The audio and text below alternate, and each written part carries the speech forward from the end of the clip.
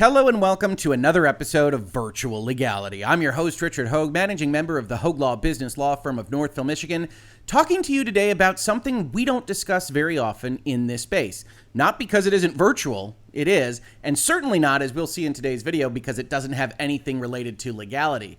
But we don't talk about it, I think, primarily because it's very difficult to understand. And that topic is cryptocurrency, or more specifically, exchanges on which cryptocurrency can be bought or sold, because as of today, the federal courts of New York, as well as Seattle, Washington, we'll talk about that as part of this video as well, have put forth what they are calling their first insider trading scheme about cryptocurrency markets and cryptocurrency assets. So I pulled up the Wall Street Journal article about this. It's going to take us a little bit to understand.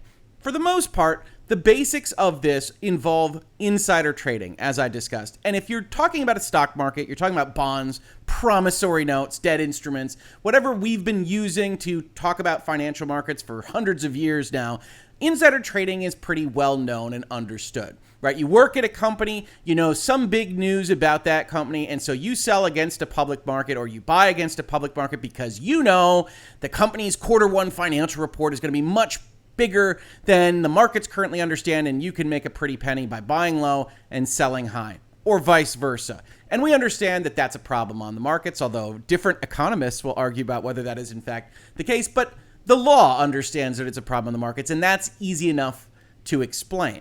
However, when you start getting into blockchain, cryptocurrency marketplaces, what we're calling here crypto assets, it gets a little bit more dicey and certainly more interesting to someone like me who's interested in technology and the law, but it also means that there are these ambiguities, these holes in what we understand the law to be right now, that Coinbase, the currency exchange market at issue here, is going to have a problem with by the time we get to the end.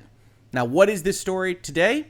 A former Coinbase Global Incorporated employee and two other men were charged with wire fraud Thursday in what federal prosecutors called the first insider trading case involving cryptocurrency markets. An indictment unsealed in federal court in Manhattan alleged Ishan Wahi, a former product manager at cryptocurrency exchange Coinbase, his brother Nikhil Wahi, and friend Samir Ramani used confidential information to trade on crypto assets that Coinbase planned to list on its platform. The defendant's illegal profits totaled about $1.5 million, prosecutors allege. Now, that's not a good enough summary for me. I don't know if it's a good enough summary for you. I'm going to go look with you all at the actual press release and portions of the indictment to talk about this a little more. But for purposes of the article itself, I think this is good enough. Our message with these charges is clear. Fraud is fraud is fraud, whether it occurs on the blockchain or on Wall Street, says Damian Williams, the U.S. Attorney for the Southern District of New York. Coinbase, on its side, says they take these allegations of improper use of company information very seriously, as demonstrated by our rapid investigation of this matter. More on that as we go along here, because when we're talking about who is defrauded, the answer might surprise you when we get to that portion of the indictment. And here is the press release about that indictment issued today by the Department of Justice, U.S. Attorney's Office, Southern District of New York. 3 charged in first ever cryptocurrency insider trading tipping scheme. Former Coinbase employee allegedly tipped his brother and friend regarding crypto assets that were going to be listed on Coinbase exchanges. Damian Williams, the United States Attorney, along with the FBI, announced today the unsealing of an indictment. So they had to do this through a grand jury, and now they are unsealing what that indictment was so that they can talk about it with us. Ishan Wahi and Nikhil Wahi, brothers, were arrested this morning. Samir Ramani, the friend, was also charged today, but remains at large. U.S. Attorney Damian Williams said today's charges are further reminder that Web3 is not a law-free zone. And then the FBI Assistant Director Michael J. Driscoll said, although the allegations in this case relate to transactions made in a crypto exchange rather than a more traditional financial market, they still constitute insider trading.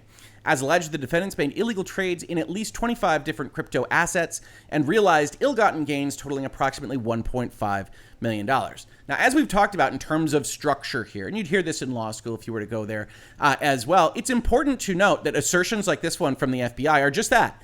They are assertions. What we're talking about today are allegations. They're an indictment. None of this is done yet. They've just been arrested. So all of these are things that are being asserted by these legal authorities, but they aren't necessarily true, which is one of the issues that Coinbase has, right? Talking about what happened here, whether it specifically is about securities, what that insider trading looks like, and because the laws on all of this stuff are old, we've got wire fraud statutes, we've got securities fraud statutes we're going to be looking at in this video. These are simply asserting that they apply to the modern assets when that's more open to discussion. But it presents a very, very interesting state of affairs. You can see I've highlighted a lot here because, in all honesty, this is a document that is very kind of well and efficiently drafted that only talks about the salient points.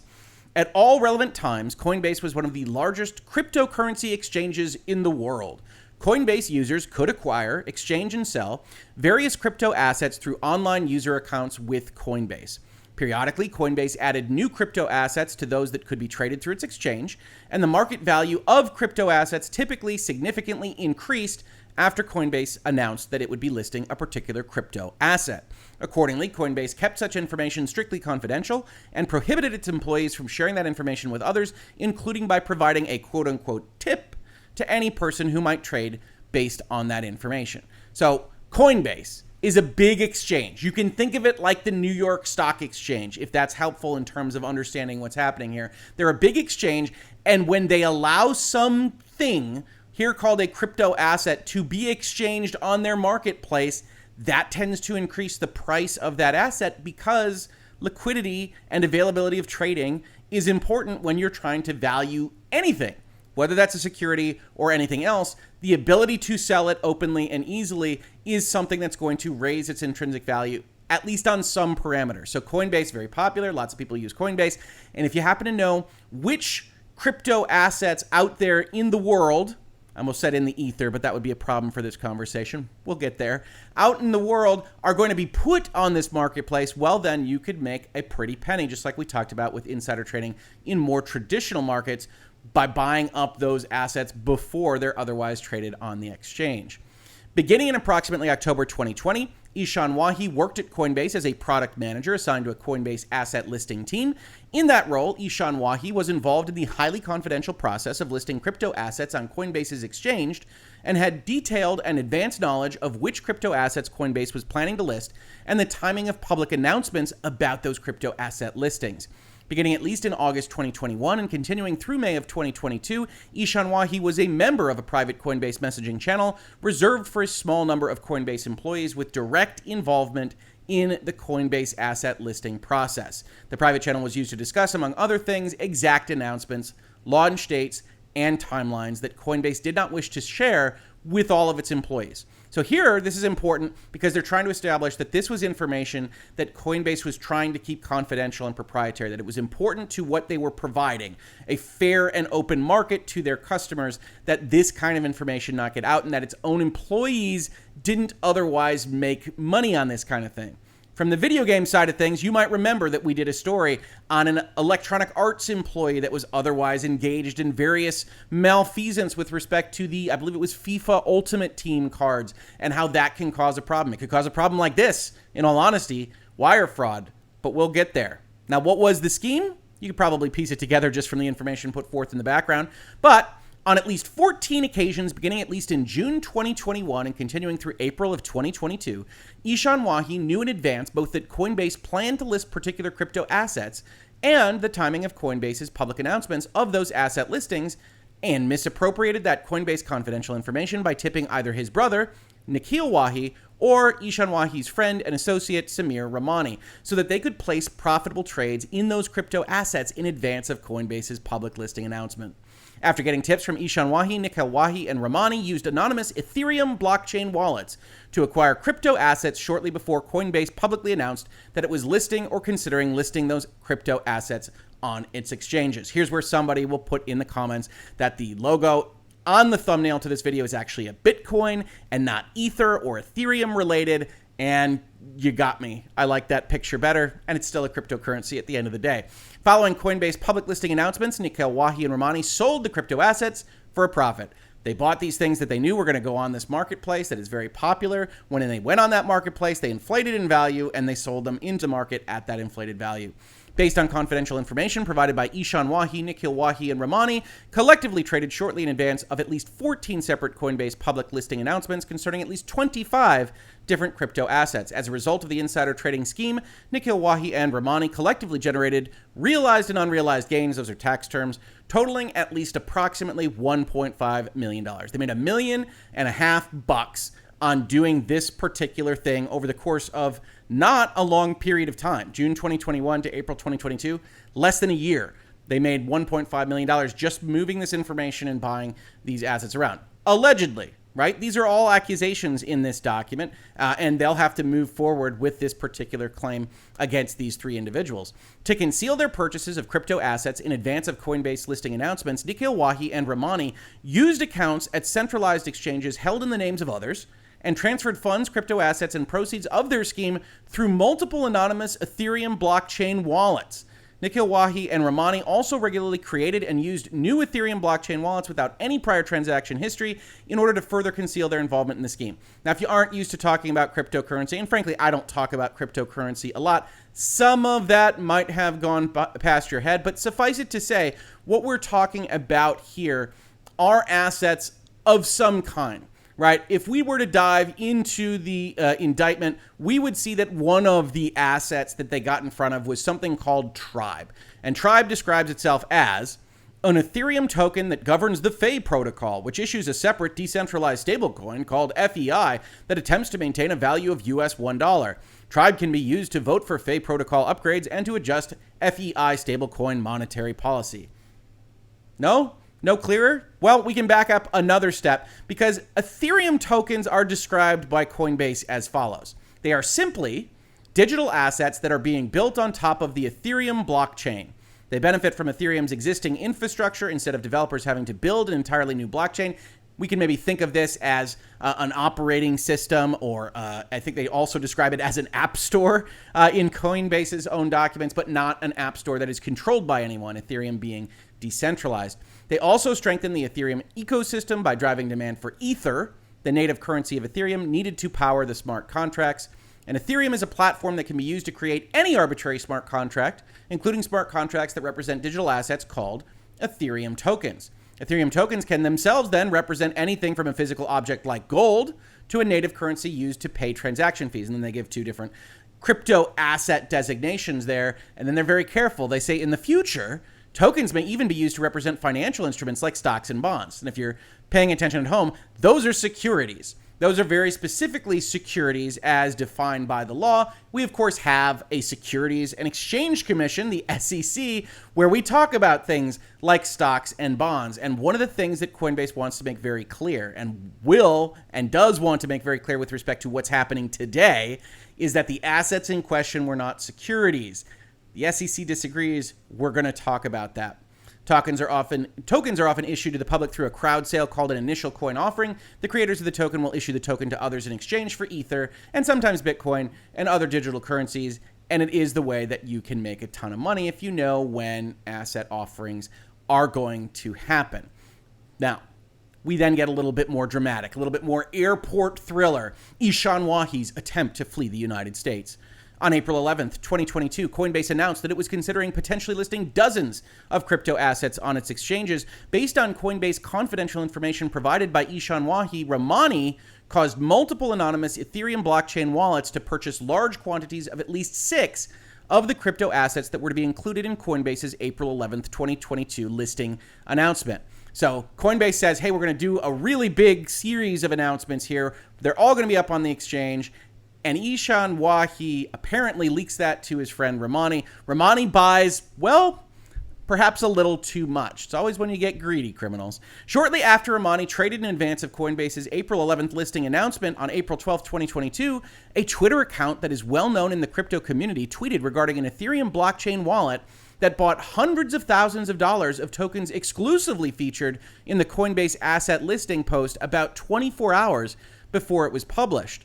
The trading activity referenced in the April 12th tweet was the trading caused by Ramani. Coinbase thereafter publicly replied on Twitter, noting that it had already begun investigating the matter, and a few weeks later stated in a public blog post that any Coinbase employee who leaked confidential company information would be immediately terminated and referred to the relevant authorities, potentially for criminal prosecution.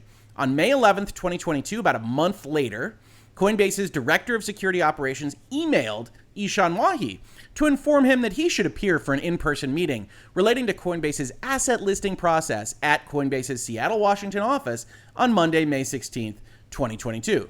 Ishan Wahi confirmed he would attend the meeting, surely. Of course, if you're doing what this individual is accused of doing and you get that particular message from your director of security operations, maybe you're not going to show up at that meeting, and that is, in fact, the decision that Mr. Wahi is alleged to have made. On the evening of Sunday, May 15th, 2022, Ishan Wahi purchased a one-way flight to India that was scheduled to depart the next day shortly before Ishan Wahi was supposed to be interviewed by Coinbase. Prior to boarding the flight, Ishan Wahi falsely told Coinbase employees that he had already departed for India when he had not. And in the hours between booking the flight and his scheduled departure, Ishan Wahi called and texted Nikhil Washi and Ramani about Coinbase's investigation and sent both of them a photograph of the messages he had received on May 11th from Coinbase's Director of Security Operations. Prior to boarding the May 16th, 2022 flight to India, Ishan Wahi was stopped by law enforcement and prevented from leaving the country. And that is where our tale concludes as described here by the Department of Justice. Now, what were these individuals charged with? Not securities fraud. They were charged with 2 counts of wire fraud conspiracy, the planning that goes into wire fraud, and 2 counts of wire fraud. The others were done on 1 count each for purposes of this particular complaint. They also wanted to point out that they thank Coinbase Global for its cooperation with the investigation. Now, you might be asking yourself, as I said, who exactly was defrauded here? Right? If they stake this information from Coinbase, they go and they make some money. The people that were buying into the market at that point in time are willing to pay that price for the crypto assets in question. What exactly is the complaint? And that's where things get a little bit interesting. So what is wire fraud? Right? We turn to 18 USC 1343, as I know you all knew already, that says whoever, having devised or intending to devise any scheme or artifice to defraud, transmits or causes to be transmitted by means of wire, which we will include as the internet per the Supreme Court of the United States, communication in interstate or foreign commerce, any writing, signs, signals, pictures, or sounds for the purpose of executing such scheme or artifice shall be fined under this title or imprisoned not more than 20 years, or both. Wire fraud. You use the internet to deceive, usually for some material gain on your part.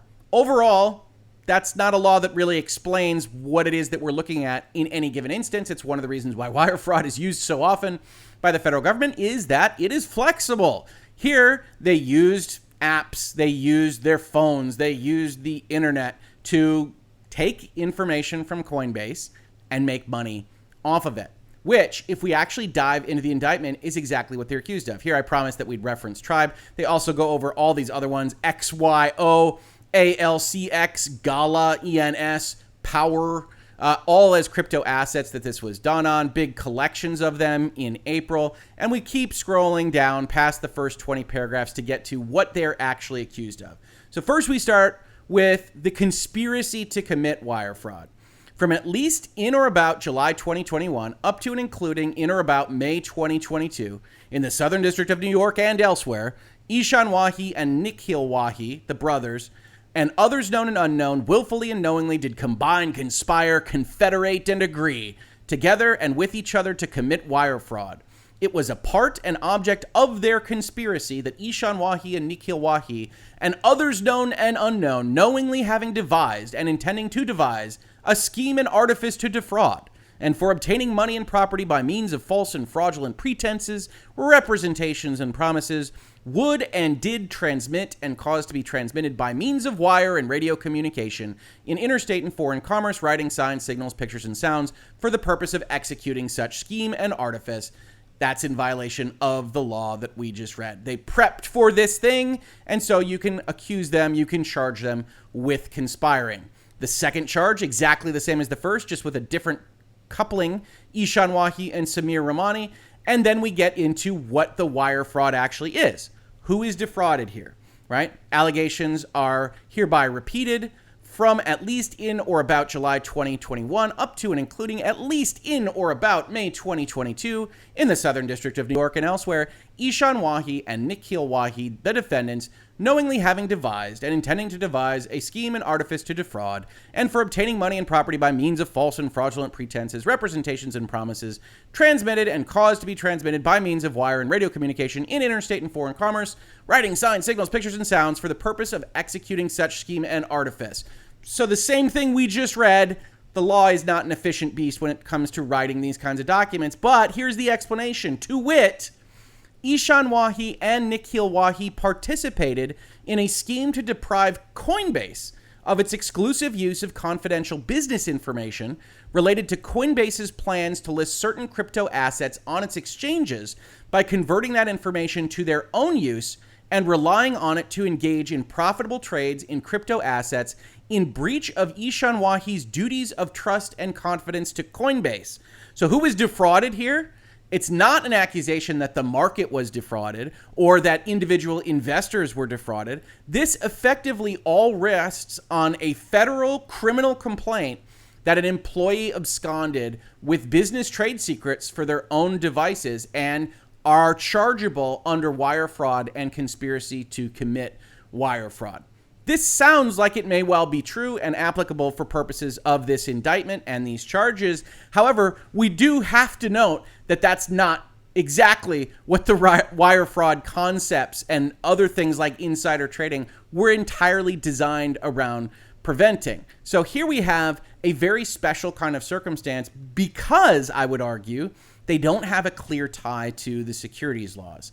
Now, that's not going to prevent the SEC from acting, which is what we're going to talk about next. So, Coinbase reacts to all this and says, following allegations of front-running of certain assets ahead of a company announcement, our legal, security, special investigations, and global intelligence teams immediately launched an internal investigation into the matter.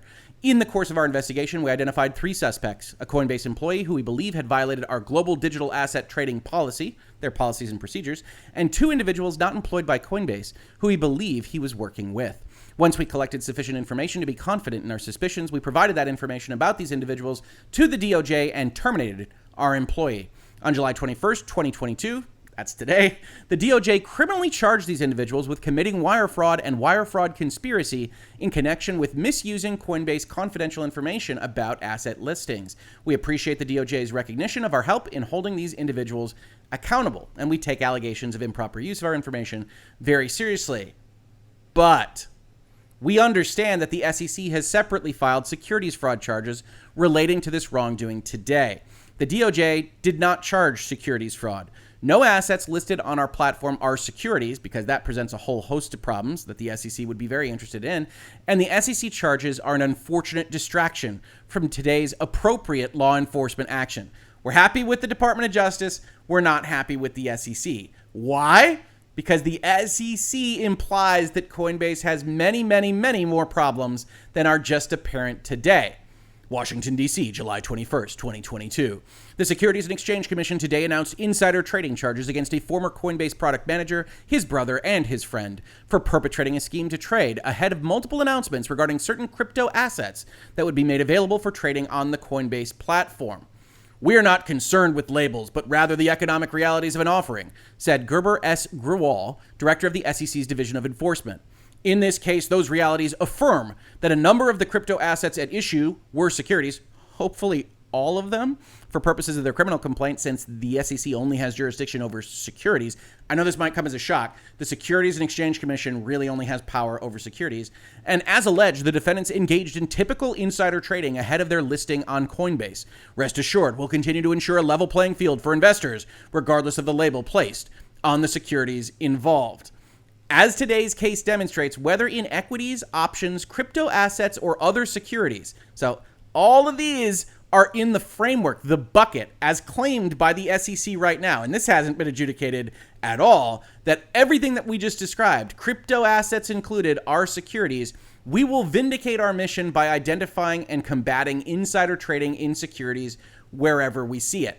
The SEC's complaint, filed in federal district court in Seattle, Washington, charges Ishan Wahi, Nikhil Wahi, and Ramani with violating the anti-fraud provisions of the securities laws and seeks permanent injunctive relief, disgorgement of profits, give our money back, with prejudgment interest and civil penalties, In a parallel action, the U.S. Attorney's Office for the Southern District of New York today announced criminal charges with the FBI and the Department of Justice. That's what we just read about. So the SEC moves at the same time in Washington, and that's interesting in and of itself, but Coinbase isn't having it, right? We read their updates, and none of this is securities, and they might be right, they might be wrong.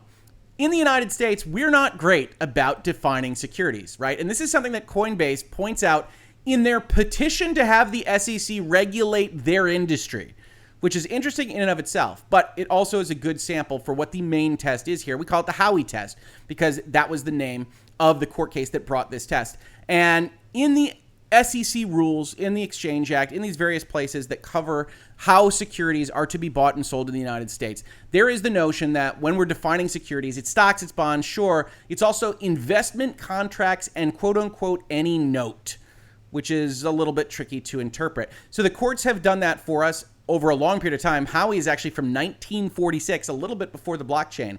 And they say investment contracts, which will be deemed securities, and this is where almost all of the big modern grabbing of things into the securities definition actually falls, involve all of the following: an investment of money, check, in a common enterprise, maybe, made with a reasonable expectation of profits, sure, and based predominantly upon the entrepreneurial or managerial efforts of the promoter or other third parties, right? So when you think about this, what is a security? It's when you give somebody money and you're not active in its value, and it goes up or down based on somebody doing something, entrepreneurial or managerial efforts. And so is that these assets? Is it all of these assets?